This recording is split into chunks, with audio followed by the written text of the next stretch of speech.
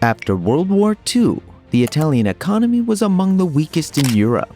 Nevertheless, it has since grown to become one of the strongest. Modern tourists are amazed by the subtle differences between each town, the obvious differences in cuisine and dialect, and other small details that make Italy seem less like a single nation and more like a collection of interconnected cultural sites set against an exceptionally gorgeous backdrop.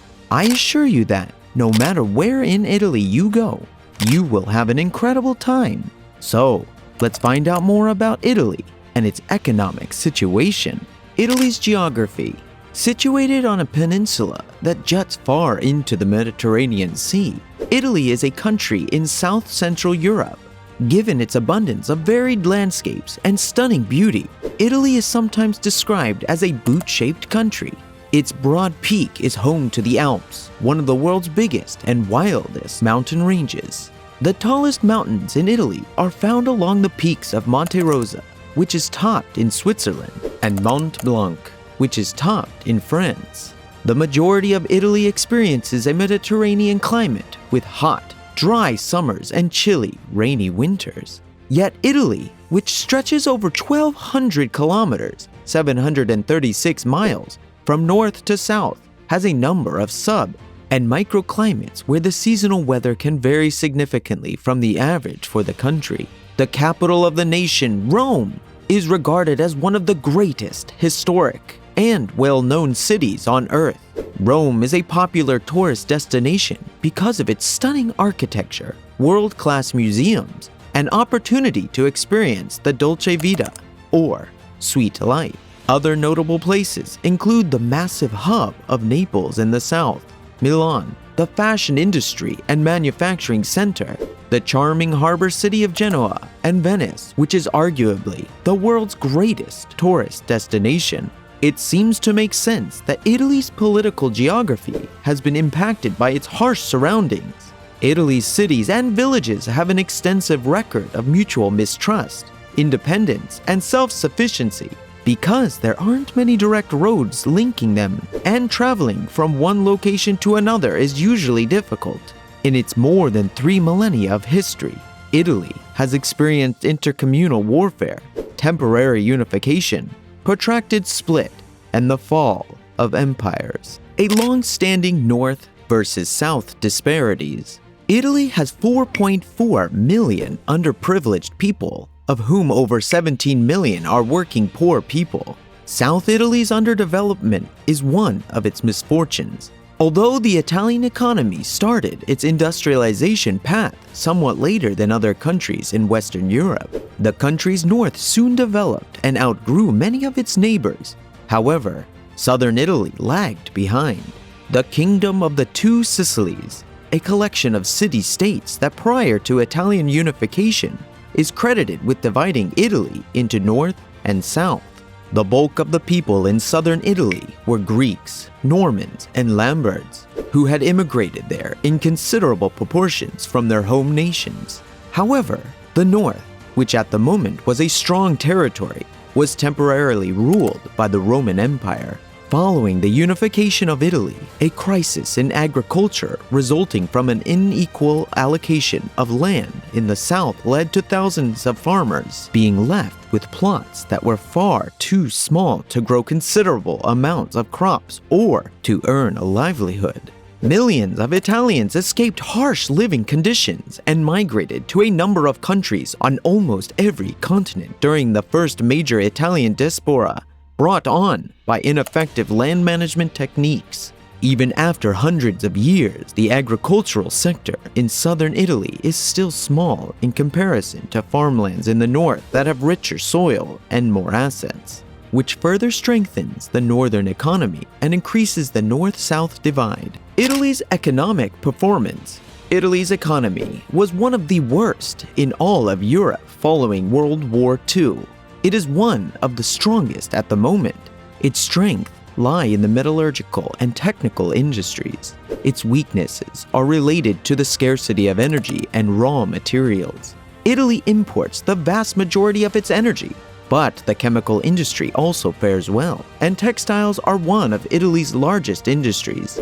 Following the war, liberal trade rules and a strong entrepreneurial spirit led to a tremendous expansion in manufacturing good exports, yet excessive bureaucracy and poor planning hindered a consistent economic growth throughout the country. In an attempt to catch up with other EU nations, Italy controlled its skyrocketing inflation towards the end of the 20th century and adopted more prudent budgetary policies, especially widespread privatization. The whole country is rather wealthy when compared to the early 20th century, when economic activities was primarily agrarian. Since there are nearly as many visitors as citizens during wealthy years, tourism is important to the nation's success. Italy is a party to the North Atlantic Treaty Organization, NATO, the European Union, and the Council of Europe. Italy is second least productive among the old European states in terms of productivity, which is determined by 114 factors that include public services, innovation, education, politics, and infrastructure. In fact, Italy comes in 134th for government regulation, 126th for policy-making transparency, and 126th for the efficiency of public spending. Sadly, the list is lengthy. Italy has the 126th highest tax burden worldwide. This is the most amount that Italian taxpayers can give. While doing this, the country ranks 120th in respect of credit accessibility and third to last in the globe in regards of its capacity to attract foreign investment. When you consider the nation's enormous public debt, which accounts for 133.1% of GDP and its ranking 116th in the World Economic Forum report on bank soundness, the picture becomes starkly apparent. Is there going to be an Italian fresh European debt crisis? In 2022, Italy's government debt was reported to be 141.70% of its gross domestic product. Italy's government debt to GDP reached an all-time high of 154.90% of GDP in 2020 and a record low of 90.50% of GDP in 1988. From 1988 to 2022, the government debt to GDP averaged 117.90% of GDP. Italy's leaders have shown themselves in conflict with the EU since taking power earlier in 2018. They claim that the nation's double-dip depression after the 2008 financial crisis was caused by the EU's fiscal prudence and blame the bloc's bureaucratic standards for stagnating the economy. Ever since, Italy's development has lagged behind most European nations at less than 1%, and its youthful unemployment rate, which is only exceeded by Greece and Spain, is still around 30%. Rome is interested in spending more simply because it thinks that this will lead to more jobs, productivity, and growth, all of which will ultimately render it easier to pay off its obligations in the years to come. In the meantime, the cost of borrowing money from the government is rising. The rate of return on government bonds, a measure of the cost to the government of issuing debt, has nearly doubled and is currently at an all-time high. This suggests that investors think investing in Italy is riskier. With just over $2.6 trillion in debt, Italy has the fourth highest total debt load in the world. With about 130% of GDP, it is more than twice as much as allowed by EU standards. If investors worry and bond rates climb, as they did for crisis-ridden European countries in 2010 through 2012, Italy's payments on debt might spiral out of control.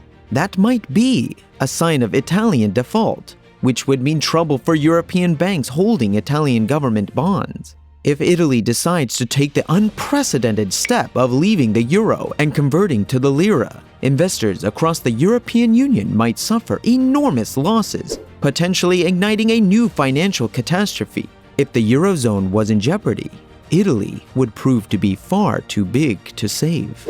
The European Central Bank stepped in and announced that it will do whatever it takes to stop this.